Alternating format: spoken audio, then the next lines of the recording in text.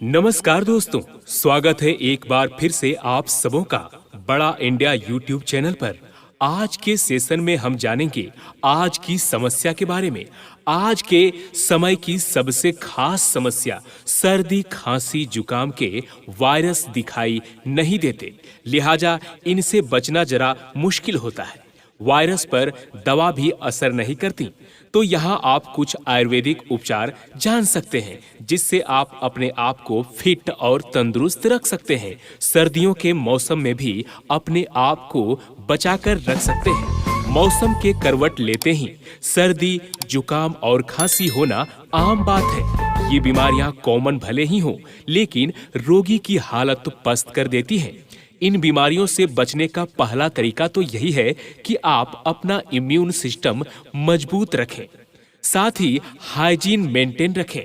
अगर आप संक्रमण का शिकार हो जाते हैं तो यहाँ कुछ आयुर्वेदिक उपचार और कफ से बचाव के तरीके बताने के लिए मैं जा रहा हूँ। मौसम बदलने के साथ साल में कम से कम 2 बार वायरस और बैक्टीरिया ज्यादातर लोगों को अपनी चपेट में ले लेते हैं। कई लोग इस बीमारी से जल्दी रिकवर हो जाते हैं, तो कई लोग बीमार नहीं भी पड़ते हैं। तो ऐसे में हमें क्या करना चाहिए और इससे बचाव के लिए हमें क्या अपनाना चाहिए? तो चलिए बढ़ते हैं हम नुस्खे की ओर। आधा चम्मच हल्दी लें, इसमें 1 काली मिर्च कूट कर मिला लें। इसमें आधा चम्मच सौंठ का पाउडर डाल लें। अब इसमें 1 चम्मच शुद्ध शहद मिला लें। इसको मिलाकर दिन में 2-3 बार लें। इसे खाने के 1 घंटे पहले या 1 घंटे बाद में लें तो बेहतर रहेगा। इसके अलावा आप 7 से 8 तुलसी की पत्तियां, अदरक का टुकड़ा, लहसुन की कुछ कलियां एवं 1 चम्मच अजवाइन, 1 चम्मच मेथी के दाने, सूखी या ताजी हल्दी और 4 से 5 काली मिर्च के दाने 1 लीटर पानी में उबाल लें। इसे तब तक उबालें जब तक यह पानी आधा हो जाए। इस पानी को सुबह उठकर सबसे पहले पिएं। पानी में अजवाइन डालकर भाप लें। इसके साथ ही साथ सुबह और शाम भस्त्रिका, अनुलोम विलोम और भ्रामरी प्राणायाम करना आवश्यक है।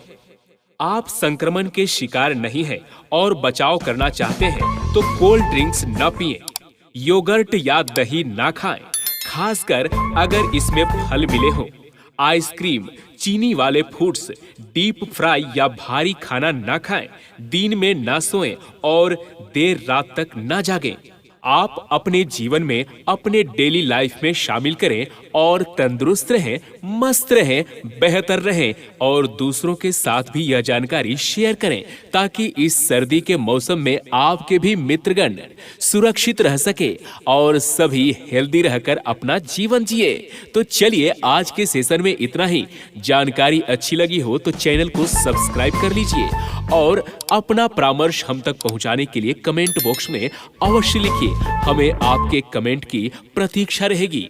धन्यवाद।